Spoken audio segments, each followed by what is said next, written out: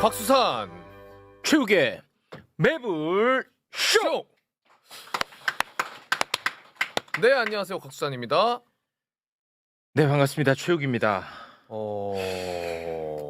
웬만하면 저희가 네, 속보를 다루지 않는데 네, 지금 확인이 안 되고는 있습니다만 지금 현재 언론사 속보 상황으로는 네.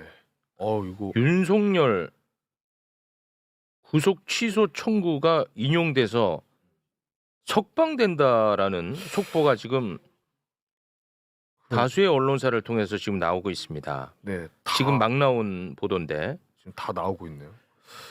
이거 뭐지? 잠깐만, 이게 말이 되나? 아니 지금 모든 언론이 지금 다 받아 쓰는 거 보니까 네. 이것은 사실로 보는 게 맞는 것 같습니다. 지금까지는.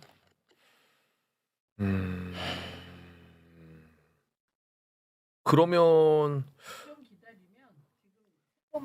네, 일단은 네, 저희가 좀 계속해서 확인을 좀 한번 해보겠습니다. 네, 저희가 네, 잠깐 광고를 보고 와서 정리를 좀 하도록 하겠습니다. 일단 광고 함께 하겠습니다.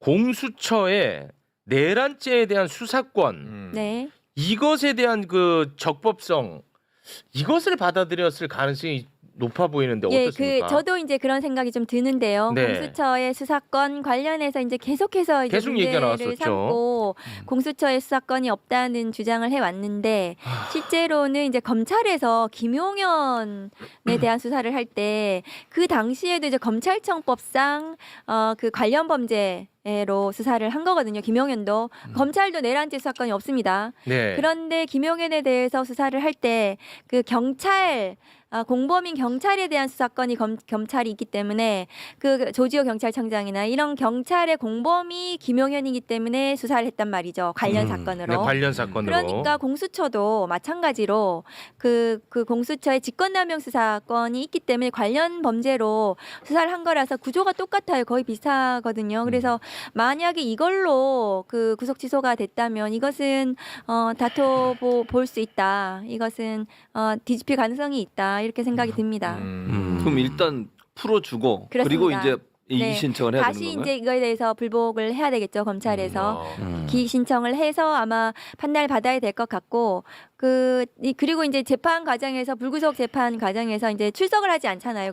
뭐 재판에 네. 그러면 법원에 다시 영장이 발부가 되죠.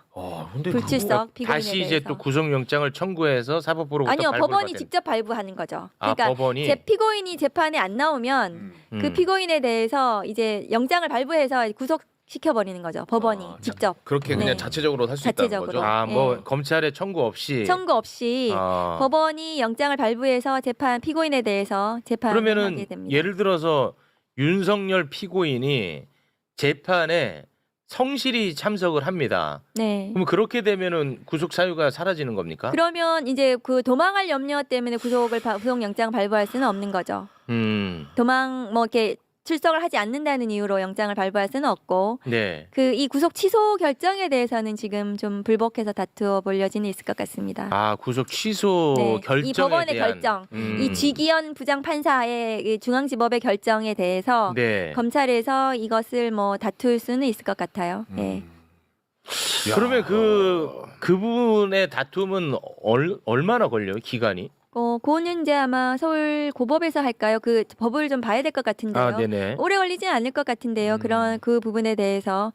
근데 또 뭐 법원에서 절차적으로 또 꼼꼼하게 따지려면은 뭐 내일 당장 이것을 해서 인용되거나 이럴 수는 없고 상당 기간 불구속 상태에서 재판을 해야 될 수도 있다. 그렇게 보여집니다.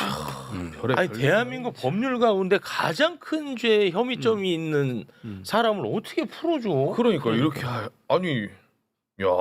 아니 맨날 구속시킬 때는 범죄 중대성 때문에 구속시킨다며. 와 이건 난 정말 이거 어떡하냐 그럴 이거. 만큼 피고인 측의 그 언론 플레이라든가 그 공격이 법원 흔들기가 뭐 도를 지나쳐서 대한민국을 흔들고 있는 거죠, 사실은. 법원을 흔드는. 아니 법원이 그런 거에 흔들리면 안 흔들리면 안 되지. 되지. 그럼 나도 그럼 흔들게. 아니, 그런데 여기 극우 집회가 구속 취소가 중요한 슬로건인 건 맞아요. 네. 예, 지금까지 여기에 상당히 집중해 왔던 네. 것도 맞습니다. 맞고 네. 법원도 흔들었어요. 네. 근데 문제는 윤석열의 헌법재판소 최후 진술이 매우 위험 수위가 높습니다. 맞아요. 그렇습니다. 이게 굉장히 위험 인물이에요. 네. 사실은 저 정도의 최후 진술이 나올 정도라면 자유의 몸이 되고 관저에서 다시 보좌를 받을 때 어떤 또 거기 아직 내란 세력들의 잔당이 살아 있는데 이후에 상당히 국가적인 지금 위험이 높아지는 거거든요. 아, 거기에다가 여전히 뭐 중국 간첩, 북한 간첩 뭐 그냥 싹 때려잡자는 식으로 이거 최후 진술을 해놨는데 와서 뭐 하겠습니까? 거기에다 계속 그 극우 메시지들을 갖다가 이걸 확장시키고 극우의 광장을 소환하는 나는 이 역할을 할 거라고 봐요. 굉장히 위험한 겁니다. 그러니까요. 이거 굉장히. 그렇죠. 우선 구속 기간이 만료된 상태에서 공소 제기가 됐다라고 윤석열 측에서 주장을 했었는데 그것은 사실관계에 부합한 주장입니까? 어떻게 봐야 됩니까, 의원님? 지금 쟁점은 크게 두 가지입니다. 네. 첫 번째 쟁점은 방금 말씀하셨던 대로 구속 기간이 만료된 상태에서 공소를 제기했느냐입니다. 그러니까 구속된 상태에서 공소를 제기하면 당연히 구속 기간이 연장이 되거든요. 네. 근데 구속 기간이 만료된 상태에서는 당연히 만료되는 순간 풀어줘야 되는 거예요. 구속 기간이 만료됐으니까. 만료됐으니까, 그렇죠? 그러고 나서 이제 기소를 해도 불구속 기소가 되는 거죠. 네. 근데 지금은 구속 기간이 만료됐음에도 불구하고 계속 구속을 시켜놓은 상태에서 공소를 제기한 것 아니냐 네. 이런 문제 제기를 하고 있는 거예요. 윤석열 측에서. 예. 그럼 뭐 자동적으로 구속 기간 연장되고 말 게 없거든요. 예. 끝났는데 연장된다는 건 말이 안 되는 그렇죠. 거니까. 예. 그래서 이제 그 부분을 이제 들여다봐야 되고 두 번째는 구속 기간을 도과했느냐 여부와 상관없이 네. 기타 이제 구속 취소 사유를 제기했는데 그게 바로 계속 이야기되고 있었던 공수처가 이 범죄 즉 내란이라는 것에 대한 수사권 등이 있느냐를 문제 제기한 거예요. 네. 그러니까 크게 이 두 덩어리를 보시면 되는데. 저는 이제 사실은 이제 재판부 설명 자료를 오면서 급하게 봤어요. 네. 하도 급하게 오라 그러셔가지고 지금 어디 웃을 수도 없지만 저도 약간 기가 막힌 충격받은 상태에서 네.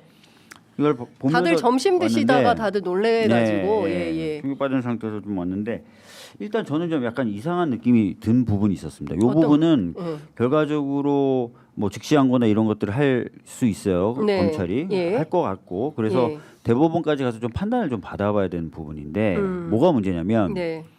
구속 기간을 산정하는 단위를 시간 단위로 봐야 된다고 본 거예요.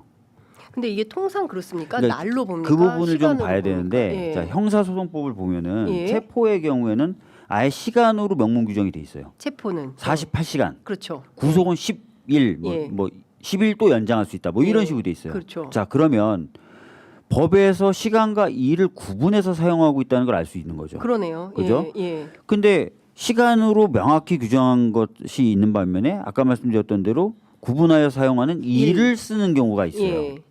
그죠? 예. 근데 이 경우는 일을 쓰는 조문이 적용되는 케이스예요. 구속의 경우에. 예, 구속의 경우에는.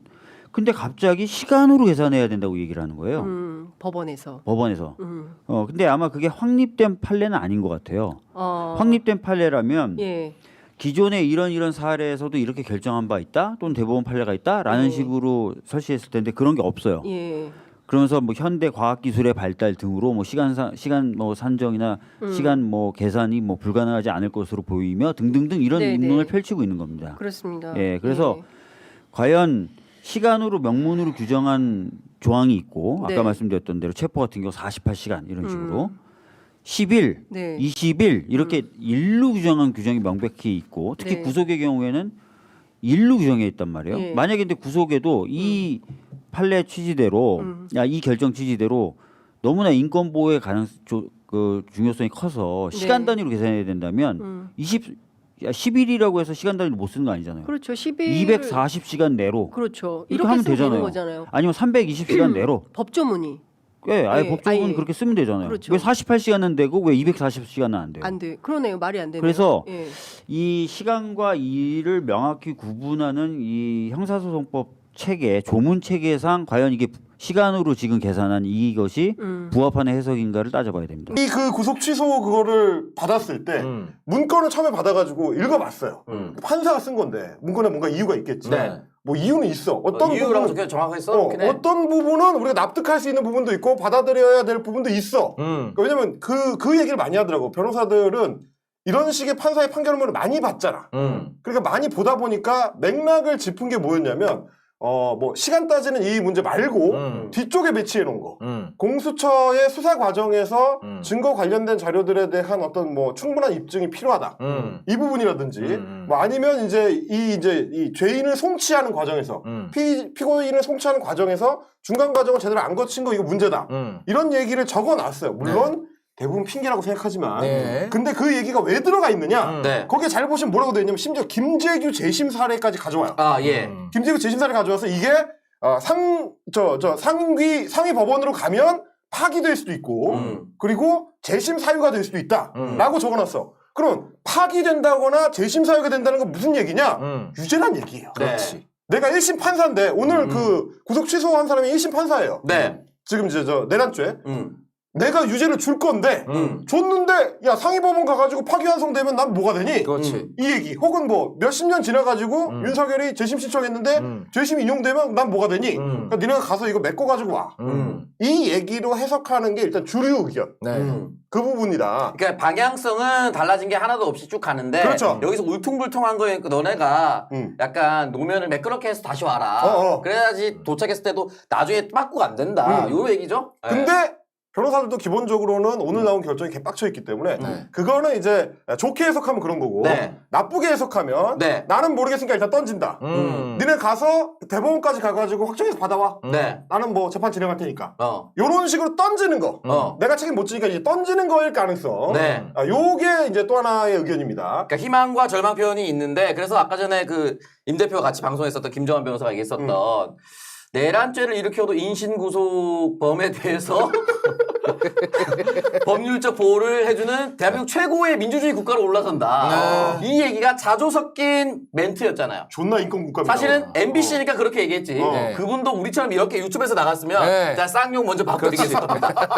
누르고 꾹꾹 누르고 눌러서 그렇게 얘기한 거잖아요. 아니 변호사들 공통적으로 얘기가 뭐냐면 왜 하필 지금 하냐? 지금 판례를 그 인권질을 그렇지. 이재용 의원님이 얘기한 대로 국민 분열, 특히 거리에 나선 구구 지지자들의 목소리가 좀 더 커질 것이 가장 우려되는 부분이고요. 그렇다면은 예를 들어 중도층이나 또는 다른 쪽에서는 여에 대한 반발도 더 커질 거여서 갈등이 더 심할 것이라는 우려가 좀 커지고 있고 먼저 얘기하면 법원의 판단은 존중해야 되죠. 그런데 비판을 안 할 수는 없어요. 역대 거의 모든 구속 영장이 이 시간 계산으로 하지 않고 형소법에는 일단 돼 있습니다. 그러니까 영장 실질 심사를 받기 위해서 수사 서류가 법원에 갔을 때 접수된 때와 반환될 때까지의 기간은 구속 기간에 산입하지 아니한다라고 돼 있습니다. 그렇지만 지금까지 통상적으로 날로 계산했거든요.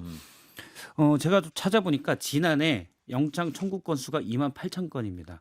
이 중에 영장 발부가 77%예요. 상당수가 발부가 됐죠.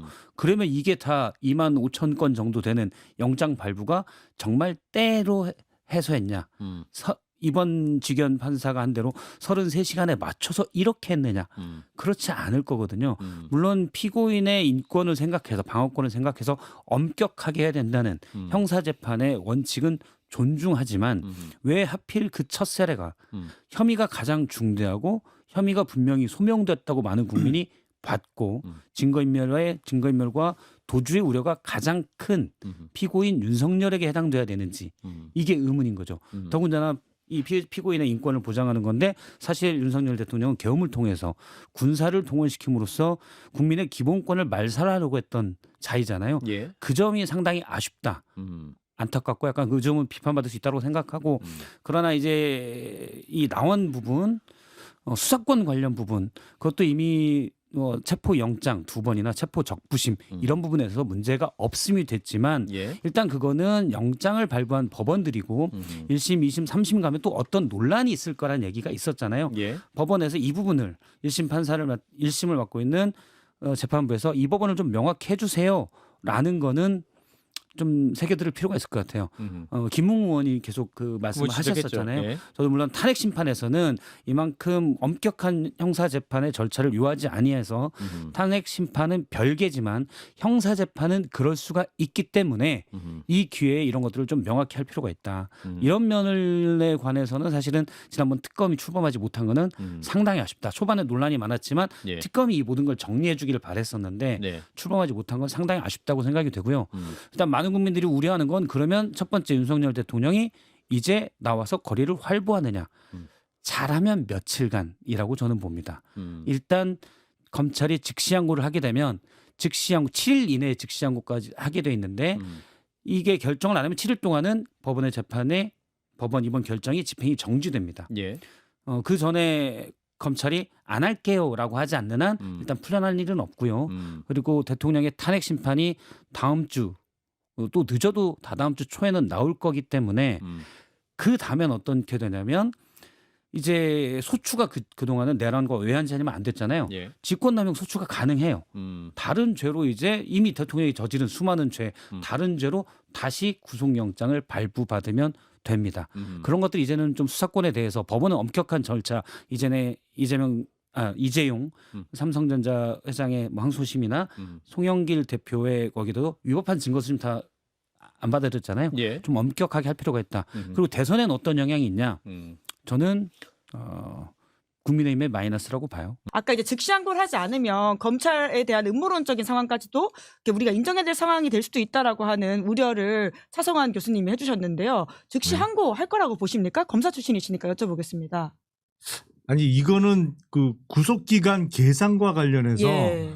법원이 갑자기 기준을 바꿔버린 거기 때문에 즉시 항고를 해서 다시 판단을 받아보는 게 맞죠. 예. 왜냐하면 법 조문에도 이제 우리가 구속 전 피의자 신문이라고 하잖아요. 뭐 영장 재판, 뭐 실질 심사 뭐 이런 표현도 씁니다만 법 조문에 분명히 피의자 신문을 위해서 법원의 기록이 접수된 날로부터 반환된 날까지의 기간은 구속 기간에서 제외한다고 되어 있거든요.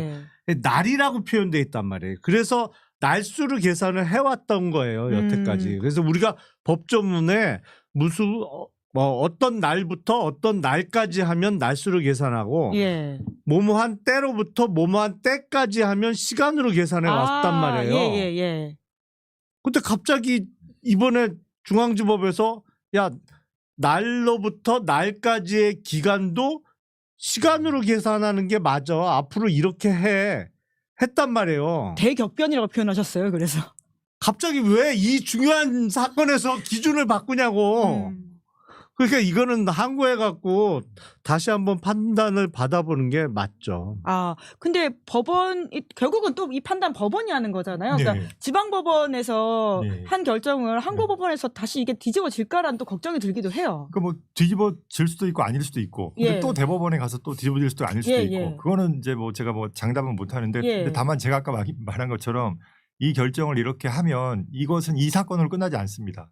지금 비슷한 상황으로 구속돼서 재판 받고 있는 수많은 피고인들이 있거든요. 예. 체포 거쳐서 그다음에 이제 또 구속 실질 심사 거쳐서 그래서 이 쟁점이 적용되면 똑같이 불법한 구금이 될 만한 사람들 되게 많아요. 그러면 이제 법원이 그래 이참에 내가 이걸 한번 싹 바꾸겠어 라는 마음을 갖는다면 그러면 이제 바뀔 수도 있겠죠.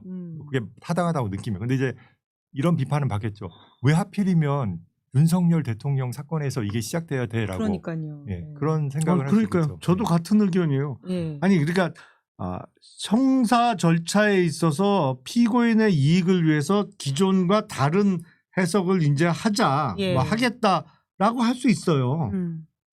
그러니까 이른바 뭐 미국에서 미란다 원칙을 제시할 수도 있어요. 앞으로 체포할 때 이런 절차 안 거치면 그 체포는 불법 체포야. 예. 아니 그런데 그게 때와 장소가 있는 거지. 왜 이 중요한 사건에서 이 뭐랄까 지금 내란 수괴로 기소되어 있는 피고인을 풀어주라는 결정을 이 상황에서 하냐고 지금. 그러니까 지금 다들 걱정들이 많은 건데요. 만약에 정말 이제 우리가 참 이 계엄을 겪고 나서부터는 항상 최악의 상황을 가정하면서 이야기할 수밖에 없다는 생각이 들고요. 오늘 기사를 보면서도 와 이런 일까지 벌어지네라는 생각이 들긴 했는데요. 그럼 정말 최악의 상황을 가정을 해서 대법원에서까지 윤석열 이제 그 인용에 대해서 그대로 가라, 그러니까 이게 지금 취소하라라고 한다면. 그럼 윤 대통령은 이제 파면된다고 하더라도 민간인으로서는 자유롭게 다니면서 재판을 불구속으로 받는 거네요. 그렇죠. 불구속 상태에서 재판을 받는 건데 사실은 오늘 법원 결정에서 제가 더 걱정이 되는 거는 첫 번째 구속기간 계산 방법이 아니에요.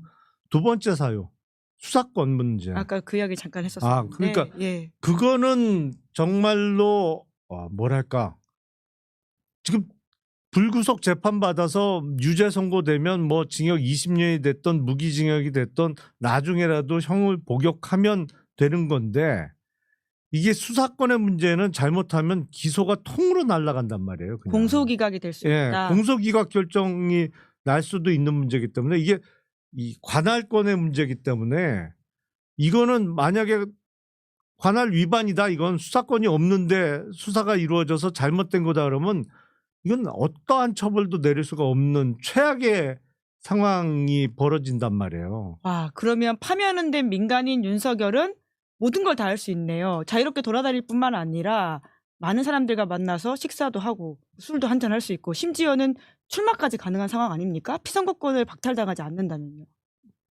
아이씨 뭐 거기까지 생각하고 싶지는 않은데 이게 뭐 어쨌든 뭐 이론적으로는